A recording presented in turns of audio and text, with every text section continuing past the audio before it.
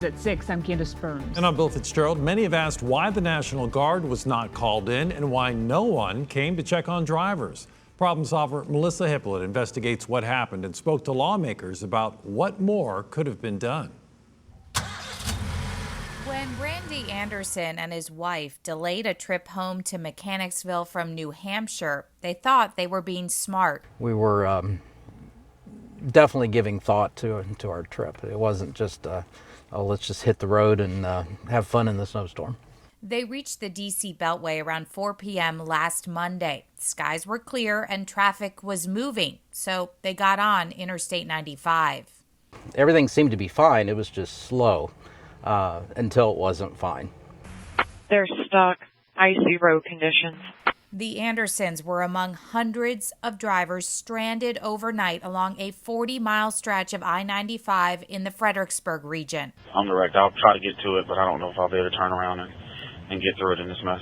Randy says he had no idea what was going on until he received this public safety message on his phone at 9:15 on Tuesday morning. But that was probably a good 12 hours after the situation developed, and we're stuck in the middle of 95. We can't go anywhere. Because there were people that definitely were in a dire situation, running out of fuel. There are now several blocking disabled along South 95 out of fuel. A couple of medical situations. Car's going to be in a gray Honda. The daughter is 4 years old and has asthma, requesting rescue. Even when the traffic was finally rerouted off 95 onto Route 1, the situation was not much better.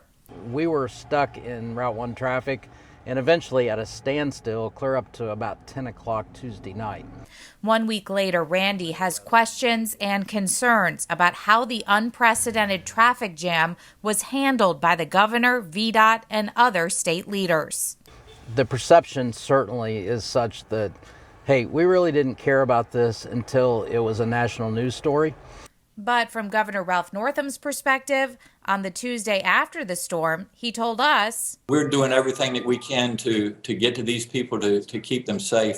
By Thursday, he told WRVA, but I am getting sick and tired of people talking about what went wrong. Why don't you start asking some of these individuals that were out on the highway for hours?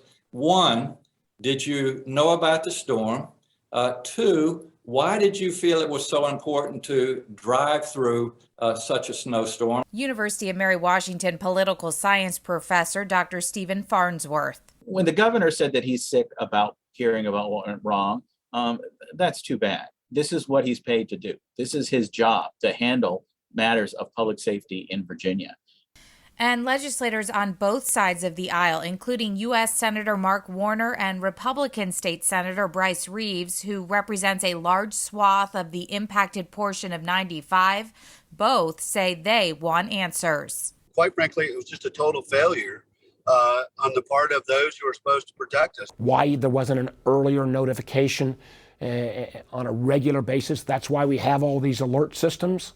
Reeves says the commander of a Virginia National Guard battalion is a friend of his and can't understand why the governor did not activate the Guard to help.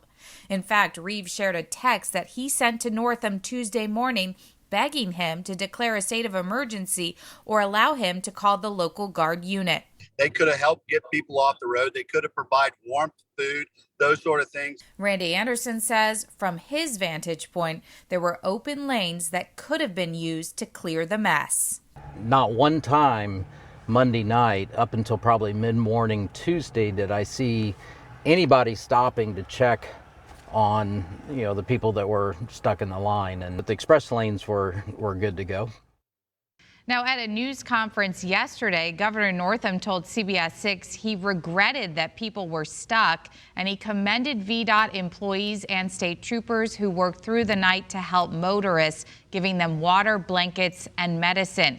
He also said there are things we can learn from this. Coming up tonight at 11, when police become powerless to help, we listen to hours of dispatch calls. Hear for yourself what state troopers had to deal with on 95 and why some were stunned at how bad it was.